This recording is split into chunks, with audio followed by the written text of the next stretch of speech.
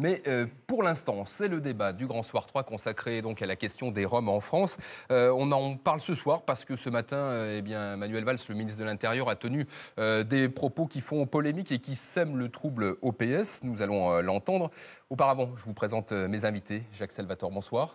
Bonsoir. Vous êtes le maire PS d'Aubervilliers, en Seine-Saint-Denis, où vous avez créé des villages d'intégration pour la population rome. Vous nous direz si c'est efficace. Florian Philippot, bonsoir. Bonsoir. Vous êtes le vice-président du Front National, le FN pour qui la question rome sera un des enjeux des prochaines échéances électorales.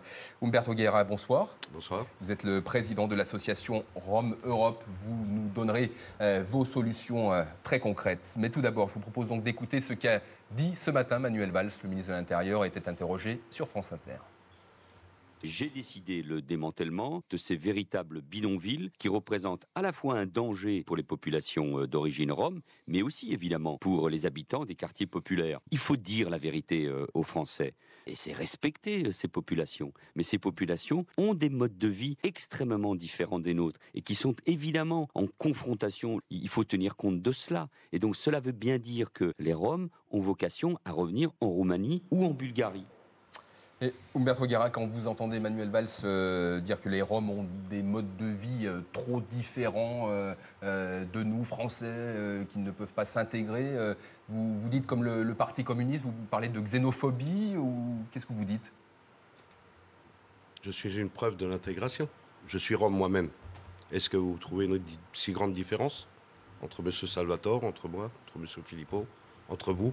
Non, mais en l'occurrence, les Roms dont il parle, ce sont les 20 000 Roms d'origine bulgare, d'origine roumaine. Ce ne sont pas des Roms de citoyens français qui sont la très grande majorité. Plus de 90% des Roms en France sont français. Tout à fait. Là, Manuel Valls parle de ceux qui vivent dans des bidonvilles, dans des conditions extrêmement déplorables. Qu'est-ce que vous répondez? Qu'est-ce que vous avez envie de répondre au ministre de l'Intérieur? Déjà qu'il faudrait qu'ils leur donnent déjà une chance de s'en sortir, qu'on leur donne déjà du travail, des moyens de travailler, des papiers pour qu'ils puissent travailler, et qu'on leur donne une chance de s'intégrer. Mais là, on vit expulsion sur expulsion. Depuis quelque temps, il y a encore plus d'expulsions qu'avant. Depuis un an, on n'arrête pas de les expulser. Et c'est pas comme ça qu'on va arriver à trouver des solutions. Il faut écouter aussi les associations qui sont sur le terrain à longueur d'année, qui connaissent des solutions, qui les proposent au gouvernement, mais on n'a pas de résultat, on n'a pas de retour. On va entendre vos solutions dans quelques instants. Florian Philippot, vous êtes d'accord avec Manuel Valls? Vous dites enfin le PS ouvre les yeux? Il est évident que Manuel Valls court après nous, comme à l'époque Sarkozy courait après nous.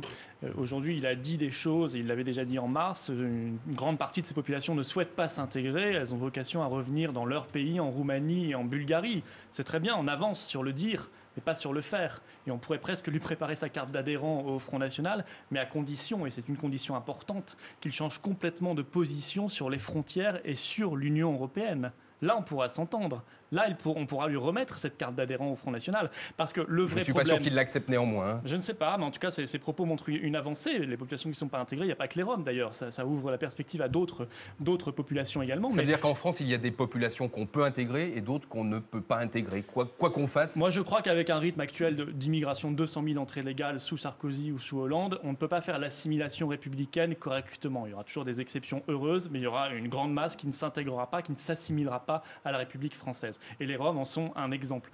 Alors oui, la question, c'est la question des frontières. C'est la question de l'Union européenne. On va en parler de l'espace Schengen, effectivement. Qui lève l'imposture de l'UMP et du Parti socialiste. Qui est lié à tout ça, mais j'aimerais entendre auparavant Jacques Salvatore. Je rappelle que vous êtes le maire PS d'Aubervilliers. Quand Manuel Valls estime que seule une minorité de Roms peut s'intégrer, qu'avez-vous envie de répondre, vous qui, sur le terrain, vous occupez d'eux? Aubervilliers est une ville un peu particulière et moi-même je suis issu d'une famille assez particulière. C'est-à-dire qu'Aubervilliers est une ville qui a connu tout au long de sa vie, a accueilli un certain nombre d'immigrations.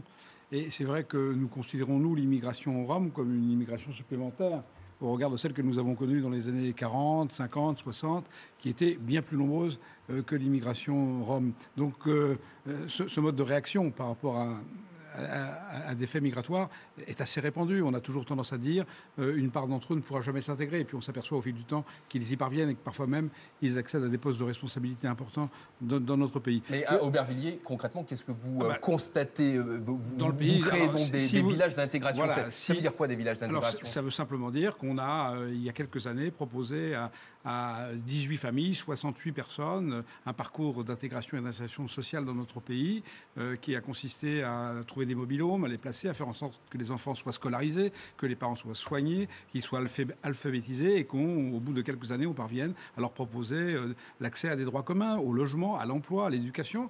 Et bon, on est... n'en déplaise à beaucoup de gens, le bilan est positif. C'est-à-dire qu'on est parvenu à insérer l'ensemble des familles qu'on avait prises en charge. Ce n'est pas toutes les familles, bien entendu. Certaines préfèrent revenir en Roumanie, sans doute. C'est sans doute le vœu d'une partie de cette immigration. Mais pour celles qui acceptent de vivre sur notre territoire, on peut parfaitement les insérer. Alors, ces dernières années, les politiques en France se suivent et se ressemblent. Monsieur Guérin, vous le disiez, sous François Hollande, sous Nicolas Sarkozy, vous ne voyez pas vraiment de différence. Une circulaire chasse l'autre, un camp chasse l'autre. Pour y voir un peu plus clair, nous allons faire le point sur la législation en vigueur avec Benoît Mousset. C'était le plus grand camp de Rome de la métropole lilloise. Un campement illégal et insalubre qui abritait au moins 700 personnes. Son démantèlement aura duré une semaine et nécessité l'intervention des forces de l'ordre. Le terrain désormais libre permettra la construction d'un grand centre commercial, un épilogue parmi d'autres, car depuis plusieurs années, des dizaines de camps de Rome sont démantelés un peu partout sur le territoire, avec à chaque fois ces mêmes images de familles sur le bord des routes.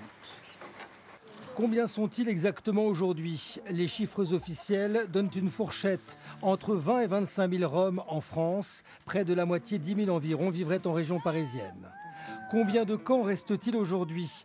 Là encore une fourchette, entre 300 et 400 implantations, réparties dans 5 grandes zones principalement. Qui sont-ils et quel statut ont-ils?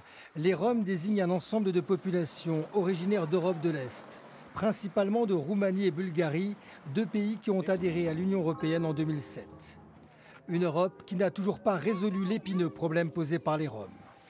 En France, les circulaires se succèdent. En 2010, Nicolas Sarkozy interdit l'implantation illégale et favorise les expulsions. 2 ans plus tard, la gauche, elle, insiste sur l'insertion et les vertus du travail. Et puis, il y a l'aide au retour, 300 € pour un adulte, 100 pour un enfant. Autant de solutions pour autant d'échecs, car nombreux sont les candidats à rêver d'un retour à peine arrivés chez eux. Florent Philippot, l'aide au retour, c'est une solution?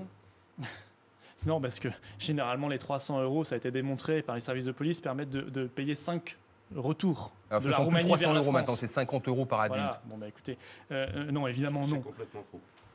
Je peux pas admettre d'entendre ça. Ah, alors, si, vous avez des enquêtes de police qui démontraient que le trajet coûtait 60 €, ça payait 5 trajets.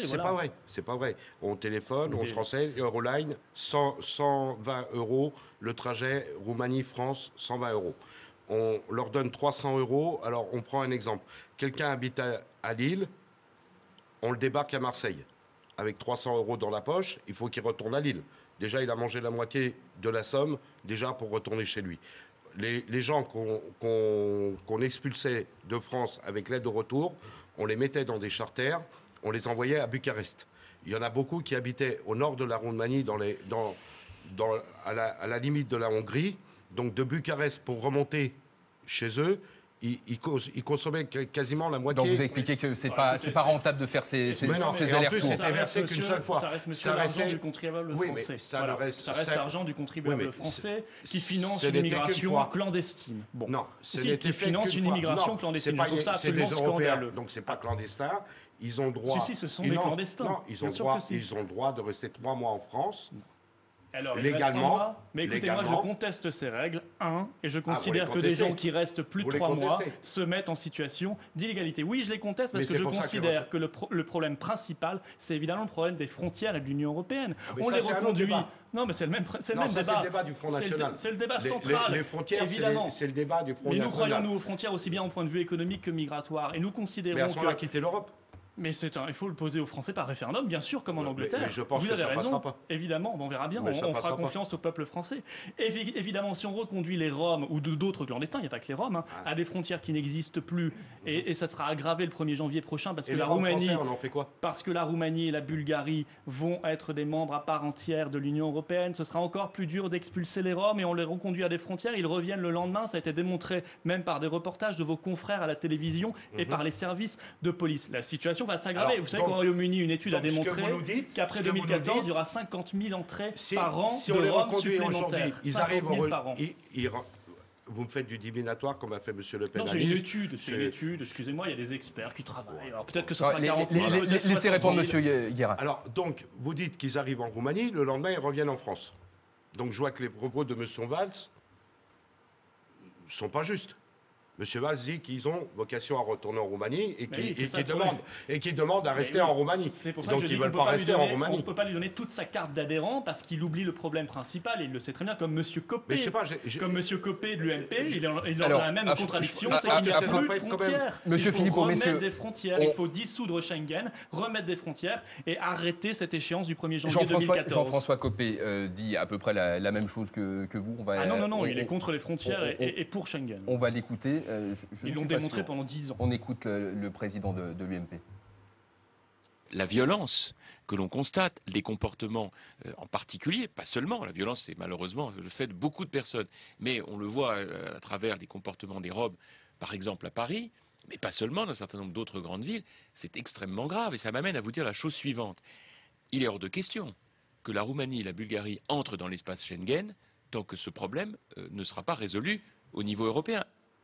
Il dit la même chose que vous, là. Bon, déjà, ils avaient 10 ans pour le faire. 2002 à 2012, je rappelle que Copé, l'UMP, Sarkozy, Guéant, etc. étaient au pouvoir. Donc, c'est bien beau de dire des choses aujourd'hui, mais ils avaient 10 ans pour le faire et ils ont fait l'inverse. Ils ont même fait entrer la Roumanie et la Bulgarie en 2007 dans l'Union européenne. Beau résultat, merci l'UMP. Non, c'est pas simplement d'ailleurs Schengen le problème. Oui, il faut dissoudre Schengen progressivement, mais c'est tout simplement l'Union européenne. Il n'y a pas que Schengen. Il y a déjà la libre circulation dans l'Union européenne, même hors de Schengen. Et c'est ça le gros problème et l'incohérence, mais ils le savent très bien, du Parti socialiste de Manuel Valls et de Jean-François Copé. Alors on va laisser répondre Monsieur Salvatore, la maîtrise de nos frontières. Qui est le maire PS d'Aubervilliers. Que répondez-vous à Florent Philippot sur l'ouverture des frontières à l'Est, sur l'espace Schengen? Que faut-il faire? Vous y êtes allé en Roumanie, vous avez vu ce que les autorités roumaines font pour accueillir les Roms? On est allé à Roumanie parce qu'on envisage en quelque sorte une collaboration avec un certain nombre de villes et de villages roumains pour savoir comment ils peuvent être accueillis de nouveau en Roumanie et si on ne peut pas les aider nous-mêmes par les techniques qu'on essaye de développer sur le territoire pour qu'en Roumanie ils puissent engager la même politique et faire en sorte que ces populations puissent éventuellement rester en Roumanie. Mais là, c'est du domaine des relations de ville à ville, de coopération décentralisée, de savoir comment on peut transférer un savoir-faire pour que l'État roumain arrive à circonscrire cette hémorragie vers l'Europe ou vers d'autres pays, vers la France ou vers d'autres pays européens. Mais à l'échelle de l'Union européenne, que faudrait-il faire? Nous participons, à l'échelle de l'Union européenne, à des réflexions multiples avec nos partenaires européens. Il y a cette idée un peu généralisée tout de même aujourd'hui qui commence à émerger, qu'il faut qu'on invente en Europe un système d'hébergement pour les sans-abri européens. Pas simplement pour les Roms. C'est beaucoup plus vaste que ça. On a une situation en Europe, un peu partout, dès lors que les frontières, comme vous l'avez dit, sont perméables. Et c'est le choix que nous avons fait, c'est le choix de la civilisation. Bon, on peut se battre sur des combats d'arrière-garde et revenir au XVIIe siècle. Là, je laisse au Front National. 95% des pays du monde ont des frontières en dehors de l'Union européenne. Bien sûr. C'est la modernité, les frontières. Je crois que vous n'avez... Aussi bien du point de vue économique vous avez le droit d'être opposé à la démarche européenne, mais ne le faites pas supporter par les Roms. Vous savez que les Français ont dit non en 2005. Européen. On les a pas écoutés, c'est vrai. Ils n'ont pas dit non à l'Europe. Ils ont dit non à la Constitution européenne et il y avait ça dans la Constitution européenne. Ceci étant dit, il y a des problèmes européens qui se posent, une coordination européenne à trouver, et nous sommes sur la voie d'y parvenir. Et imaginez que dans toute l'Europe, il y ait des structures d'hébergement d'urgence pour les sans-abri, quelle que soit leur nationalité, bien entendu. C'est une revendication multiple. Et on pourrait de proche en proche y parvenir. Je voudrais simplement dire que lorsque nous avons été soumis à des flux migratoires importants parce que notre industrie en avait besoin, nous avons su trouver avec une certaine facilité des structures d'hébergement dans les foyers, un peu partout en France. Donc c'est pas un problème insoluble. Ils étaient beaucoup plus nombreux que les 20 000 Roms dont on parle. Bien sûr. C'est même sans commune mesure. C'est pour ça que, originaire d'Aubervilliers, je souris à l'importance qu'on accorde à ce problème, alors que si nous étions autour d'une table très sérieusement installés et que nous échangions sur des possibilités de trouver des voies et moyens, à la fois de permettre à des Roms de retourner dans leur pays, bien entendu, tous n'ont pas vocation à rester en France, peut-être qu'ils ne le désirent pas d'ailleurs, mais pour ceux qui le désirent et qui sont prêts à s'insérer dans notre société, il y a sûrement des possibilités qu'on a offertes à d'autres migrations au cours des siècles. C'est pas nouveau ce phénomène. Par contre, la réaction de l'extrême droite est toujours la même. En tout cas, c'est un l'extrême droite ici. Il n'y a que des gens qui sont sur le terrain et qui voient la réalité. En tout cas, c'est un sujet qui. C'est ce que disait l'extrême droite aussi. C'est un sujet qui concerne les Français.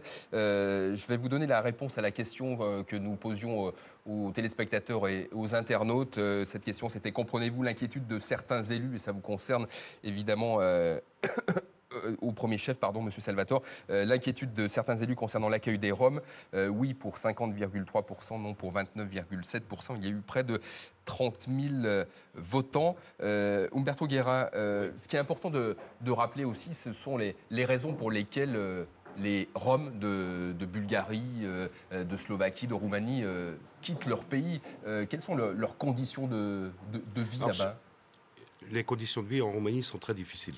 Très difficile. Il ne faut pas oublier qu'il y a encore un peu plus de 100 ans, les Roms en Roumanie étaient esclaves. Comme les Afro-Américains, ils sont encore considérés en Roumanie comme un sous-peuple. Et ils servent encore à des tâches les plus viles que les Roumains ne veulent pas faire. Ils sont réservés pour les Roms. Je reviens aussi sur ce qu'a dit M. Salvatore. Sur un certain point, je suis d'accord et j'étais en train justement aussi de préparer un projet sur la Roumanie. Je pense qu'il y a des choses à faire en Roumanie. Pas que les Roms veulent retourner en Roumanie, mais il y a des choses à faire, beaucoup de choses à faire en Roumanie pour les Roms. Et il faut que la France et l'Union européenne aident, surtout l'Union européenne, et de la Roumanie. Un dernier mot concernant les élections qui viennent. Pour vous, vous le sentez, pour le Front National, ça va être un des enjeux des scrutins européens, évidemment, mais aussi les municipales qui viennent. Là, on a vu dans un sondage à Lyon, la question Rome est la première question, la première problématique pour l'électorat lyonnais. Il est certain, et même je pense aujourd'hui pour beaucoup de Français, parce qu'on ne peut pas offrir comme perspective d'avenir. C'est un peu disproportionné. Écoutez, je pense que les Français sont choqués de voir qu'on retourne aux bidonvilles, qu'on retourne à voir des gamines qui mendient dans la rue, qu'on voit des cambriolages qui se multiplient, des commerçants braqués, des points d'eau qui sont vandalisés, etc. etc. Je ne parle pas des chemins de fer, des lignes de chemin de fer volées, etc. Je pense que les gens en ont jusque-là légitimement. Ils ne veulent pas payer encore plus, parce qu'effectivement, ils sont très mal intégrés, même en Roumanie, et ça pose un véritable problème. Alors moi je dis, retrouvons par les élections européennes qui viennent en 2014 cette question et ce débat des frontières que vous ne pourrez pas esquiver. Et seul, effectivement, le Front National et les Patriotes proposent la remise en place de frontières intelligentes. C'est pas cadenasser, mais c'est maîtriser. C'est maîtriser les frontières. Voter quand même. Parce que effectivement, oui. Ils sont ressortissants européens, tout à fait. Et justement, on est en train de les inscrire sur les listes électorales. C'est très bien, faites-les voter.